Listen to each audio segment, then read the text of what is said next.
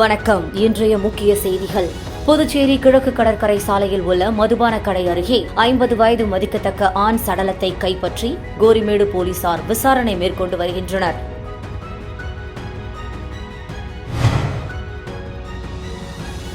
உத்தரப்பிரதேச மாநிலம் ஹத்ராஸ் அருகே ஏற்பட்ட நெரிசலில் சிக்கி உயிரிழந்தவர்களின் குடும்பத்தினருக்கு புதுவை துணைநிலை ஆளுநர், முதல்வர் ஆகியோர் இரங்கல் தெரிவித்துள்ளனர். புதுச்சேரியில் ஆன்லைனில் முதலீடு செய்தால் தினமும் ரூபாய் 50,000 லாபம் கிடைக்கும் என கூறி செவிலியரை ரூபாய் 18 லட்சம் மோசடி செய்த மர்ம கும்பலை போலீசார் தேடி வருகின்றனர். ஊர்காவல் படை வீரர்களுக்கான எழுத்துத் தேர்வில் தேர்ச்சி பெற்றவர்களுக்கு சான்றிதழ்கள் சரிபார்ப்பு ஜூலை 8 தொடங்கி 11ஆம் தேதி வரையில் நடைபெறும் என அறிவிக்கப்பட்டுள்ளது.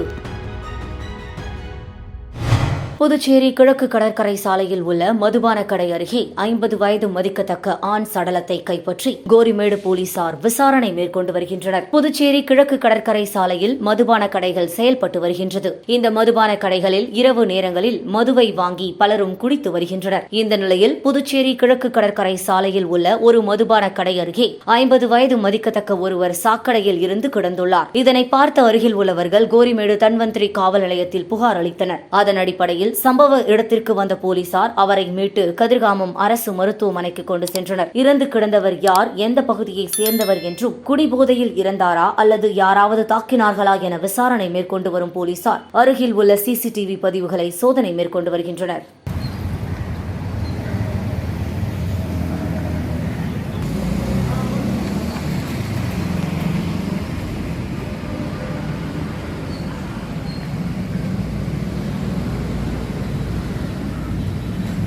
குழந்தையில கூட்டு சாரகா செத்துனா அது ரோட ஈஸியெல்லாம் நம்ம மீனாட்சி பாருங்களா சந்தில்.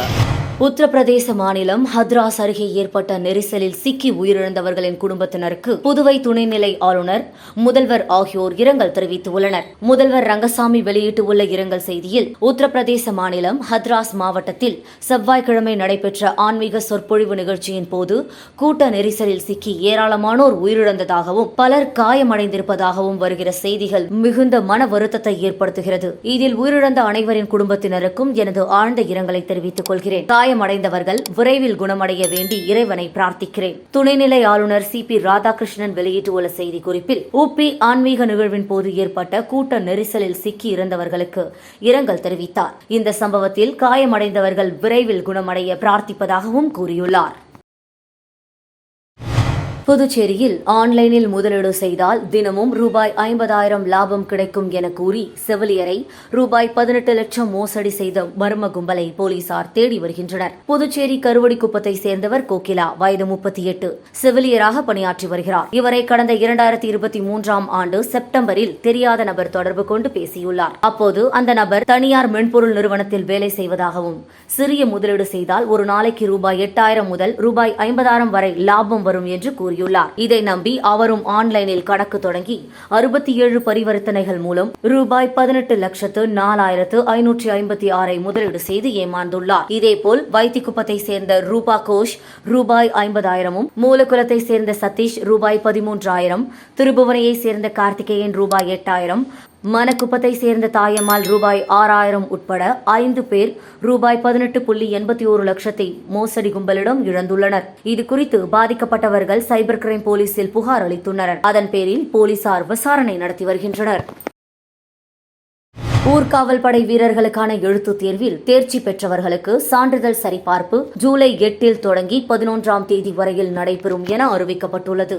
புதுச்சேரி காவல்துறை தலைமையகம் வெளியிட்டுள்ள செய்திக்குறிப்பில், புதுவை மாநிலத்தில் கௌரவ பதவியான ஊர்காவல் படை பிரிவுக்கான தேர்வான ஆண்கள், பெண்கள் உடனடியாக சான்றிதழ் சரிபார்ப்புக்கு வரும் 7ஆம் தேதிக்குள் விண்ணப்பிக்க வேண்டும். அதன் அடிப்படையில் வரும் 8ஆம் தேதி முதல் 11ஆம் தேதி வரையில் அந்தந்த பிராந்திய காவல்துறை தலைமையிடத்தில் சான்றிதழ்கள் சரிபார்ப்பு நடைபெற உள்ளன. இதற்காக புதிதாக வசிப்பிட சான்று உள்ளிட்டவற்றை பெற்று சமர்ப்பிக்க வேண்டும். மேலும் சிறப்பு போலீசாரின் அங்கீகார முத்திரையை வரும் 3ஆம் தேதி அல்லது 4ஆம் தேதிக்குள் பெற வேண்டும்.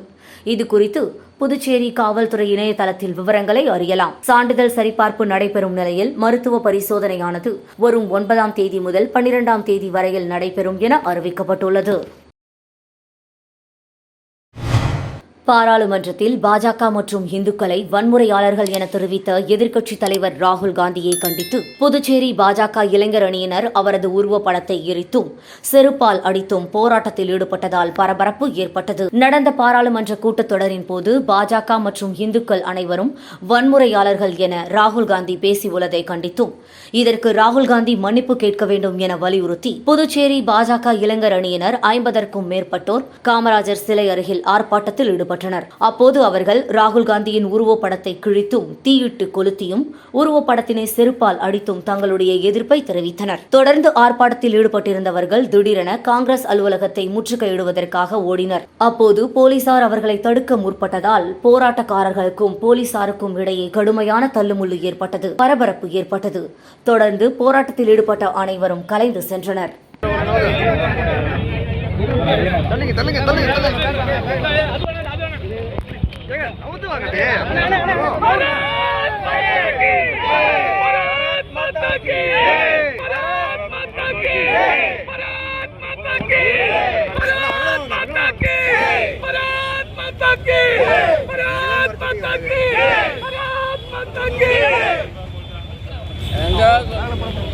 நீங்களே மறைச்சிக்கிறீங்க.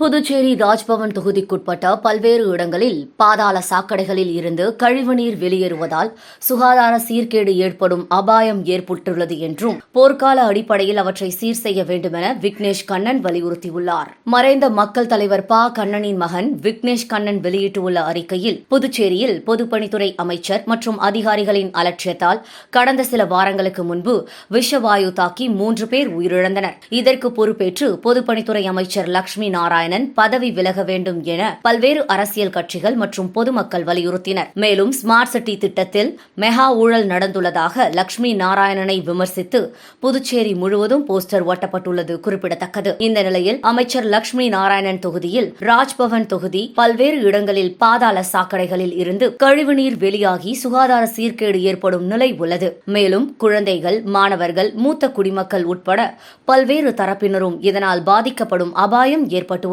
இது தொடர்பாக பலமுறை பொதுப்பணித்துறை அதிகாரிகளிடம் புகார் தெரிவித்தும் இதுவரை எந்த நடவடிக்கையும் எடுக்கவில்லை. எனவே மக்களின் உயிர் சம்பந்தப்பட்ட இந்த விவகாரத்தில் துணைநிலை ஆளுநர் நேரடியாக தலையிட்டு போர்க்கால அடிப்படையில் பாதாள சாக்கடைகளை சுத்தம் செய்வதோடு தொடர்ந்து கண்காணிக்க நடவடிக்கை எடுக்க உத்தரவிட வேண்டும் என குறிப்பிடப்பட்டுள்ளது.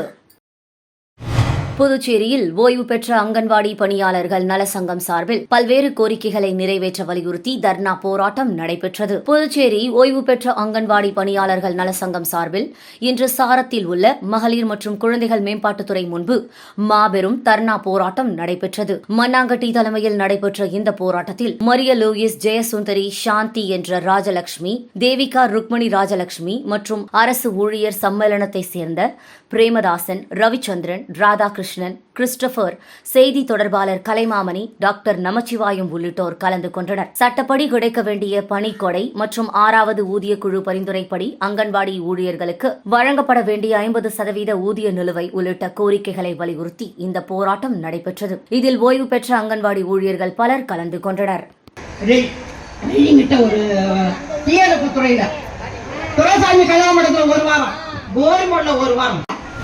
சாரம் சொசைட்டி ஆஃப் பாண்டிச்சேரி சார்பில் புதுச்சேரி பாக்குமுடையான்பட்டு அரசு ஆரம்ப பள்ளியில் இலவச நோட்டு புத்தகங்கள் மற்றும் எழுது பொருட்கள் வழங்கும் நிகழ்ச்சி நடைபெற்றது. சாரம் சொசைட்டி ஆஃப் பாண்டிச்சேரி புதுவையில் கடந்த 20 ஆண்டுகளாக பல்வேறு சமூக சேவை செய்து வருகிறது. புஷ்பகாந்தி முதியோர் அரவணைப்பு இல்லம், சாரோன் சிறப்பு பள்ளி, நகர்ப்புற வீடு அற்றவர் காப்பகம், இயற்கை பாதுகாப்பு மற்றும் மருத்துவ முகாம் என பல்வேறு சமூக பணியை செய்து வருகிறது. இன்று காலை பாக்குமுடையான்பட்டு அரசு ஆரம்ப பள்ளியில் இலவச நோட்டு புத்தகங்கள் மற்றும் எழுது பொருட்கள் வழங்கும் நிகழ்ச்சி நடைபெற்றது.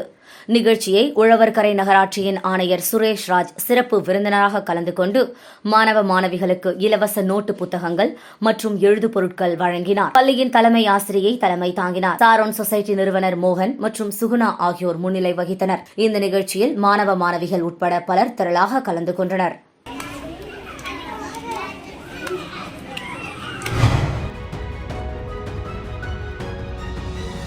புதுச்சேரி கிழக்கு கடற்கரை சாலையில் உள்ள மதுபான கடை அருகே 50 வயது மதிக்கத்தக்க ஆண் சடலத்தை கைப்பற்றி கோரிமேடு போலீசார் விசாரணை மேற்கொண்டு வருகின்றனர்.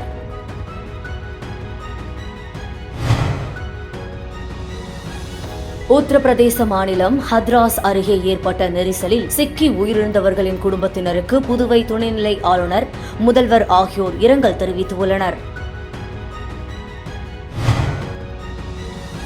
புதுச்சேரியில் ஆன்லைனில் முதலீடு செய்தால் தினமும் ரூபாய் 50,000 லாபம் கிடைக்கும் என கூறி செவிலியரை ரூபாய் 18 லட்சம் மோசடி செய்த மர்ம கும்பலை போலீசார் தேடி வருகின்றனர்.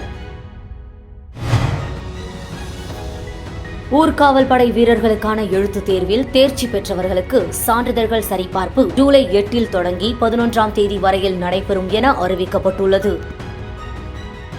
செய்திகளை துல்லியமாக தெரிந்து கொள்ள கிரியேட்டிவ் மீடியா நியூஸ் யூடியூப் சேனலை சப்ஸ்கிரைப் செய்து கொள்ளுங்கள். வணக்கம்.